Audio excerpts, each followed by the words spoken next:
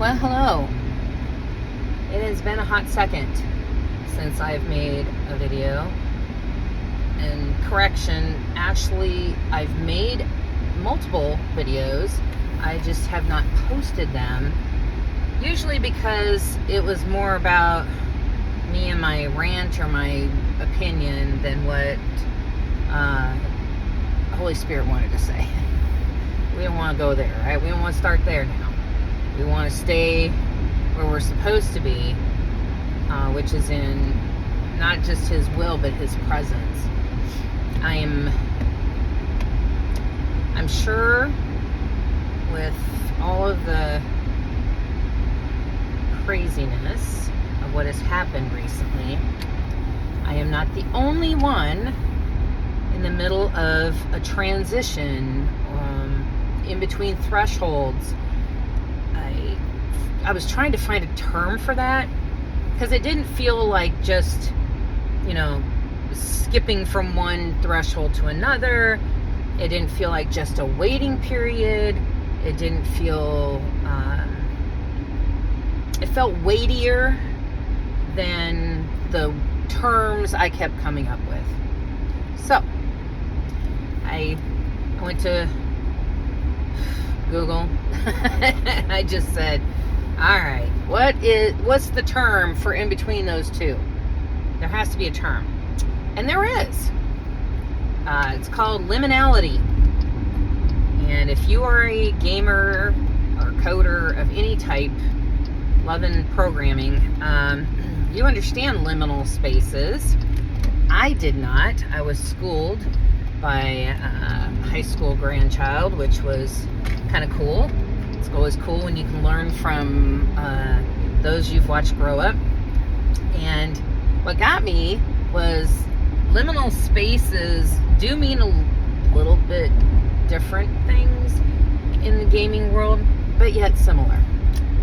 We also talked about two other, non-Euclidean geometry, and then there was also backrooms. That's something I think I remember somebody saying that a while back, and then all of a sudden when he brought it back, I thought, oh yeah. So if you don't know, go look for gaming and backrooms. That's a whole nother, talk about your rabbit holes. Whew. Anyways, this liminality felt more like what I was in, what I was feeling, what was going on around me. Why does this matter? We've talked before about threshold spirits. Anne Hamilton's done an awesome job with her books. There's Python, Ziz, and I'm still slugging my way through Name Covenant and God's Poetry at the same time. It's been eye-opening, to say the least. But what I have learned is when you're dealing with threshold spirits, so we're talking like seraphim, like the ones outside the Garden of Eden, flaming swords and all that, they're keeping unrighteousness out of the garden. Well, that spiritual mandate never really went away. They just use it for the other side. But there's spiritual laws in place everywhere we go, right? That's the way it is. This realm, that realm, first, second, third heaven, spiritual laws. And they're using their spiritual authority in every way they can, stretching it. But here's the awesome part. So their spiritual authority was to keep unrighteousness out, to challenge unrighteousness. Therefore, they challenge us in unrighteousness before we go over a threshold. God uses that. So how? It's a challenge to turn to Him and ask Him, what do I do with this challenge of against any unrighteousness in me? What do you have to say about this? My favorite sayings, right? What do you have to say about this, Lord? And where are you in the middle of this? Most times it has to do, frankly, I'd say it's pretty much every time, is trying to say, hey, you know what? I need you to come to me. Ask me. Spend time with me. And he's trying to show you an aspect of yourself. Could be your bloodline, could be an alignment, agreement that your family made way back when. Maybe you did, not realizing it. But those are things he wants dealt with, because they cannot come with you to where you're going. Nice, huh? If that unrighteousness cannot go with you where you are going next, it has to be left at the threshold. Actually, it's pretty much crucified with Christ. Let's put it that way. Does not get to have any authority over you. Does not get to go with you. So anyways, I've been kind of like, all right, been paying attention to those things. So I haven't been able to move into name covenant yet. We're getting there. I have so many clues now. If you don't have a notebook, just get one. Even a composition notebook. Take one of your kids that they use for school and never finish with. Take out their schoolwork and use that. Use the back of an envelope. I used to do that years ago. Start jotting down the things that keep popping up in your life on a regular basis. There were some crazy ones in my life that I never thought of. A certain color was my favorite color, but that kind of pushed into other areas. There's, I'm always running into doorknobs. I have for decades. I always had a perpetual bruise on the side of my arm here because, my forearm, because I was running into doorknobs. I don't care how wide the hallway was. I was always running into them. Still do it occasionally. But there's all these little things. Names that are important to you. Just start being observant. Now, mind you, being an artist, that is a huge aspect of being an artist. A creative of any type is observation. And so Yeshua has used that. I mean, Holy Spirit's guided me, Ruach, he's guided me through all of these things. But when I learned that in art school, I started being more intentional about observation. Before, I just thought I was just being, I don't know, not quite at OCD or ADHD, but little things. Like, apparently when I was a kid, lived in a small town, very small town, smaller than the one I really grew up in, Minnesota, like maybe 200 and some people. And my grandmother said my habit was to memorize the license plates in town. So when I would see a car, now mind you, I'm not even in kindergarten. So I'm memorizing license plates, and I'm like, oh, that's so-and-so's car. And then I'd rattle off the license plate. Never understood why, as an adult, I would repeat in my head the license plate numbers as I went by cars, even in traffic, like downtown Phoenix, the freeway. You're like, why am I doing this? It seems crazy. No. There's some aspect of who you are, how you're encoded, that breath that Abba, sorry for the noise, that breath that Abba breathes into you at conception is your name. And there's so many things encoded in that.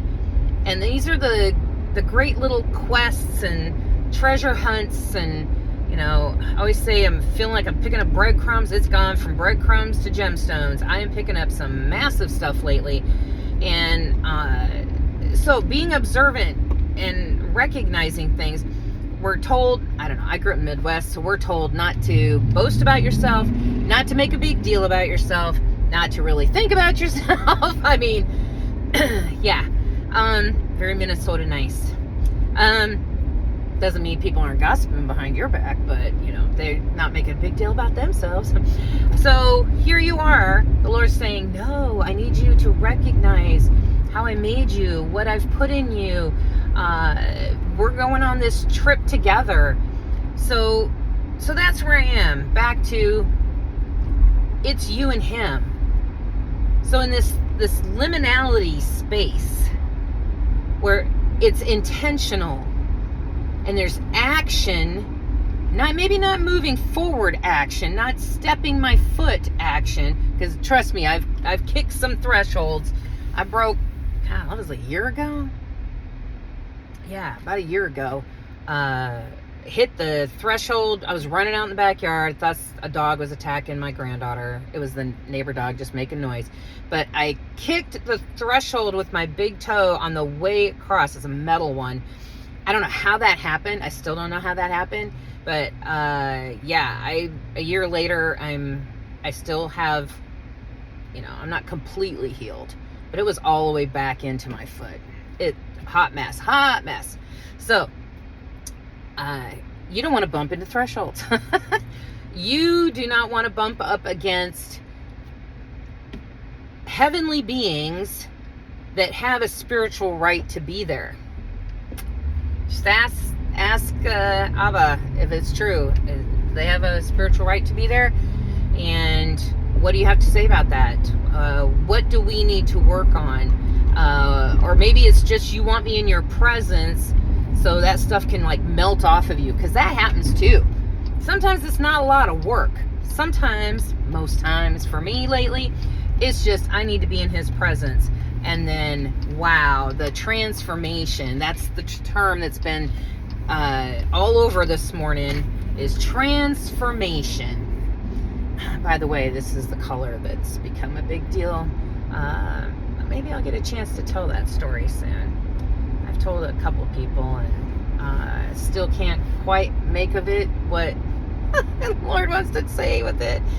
But yeah, this color's important to not just my past. Wow. Okay, I guess we're gonna step into it.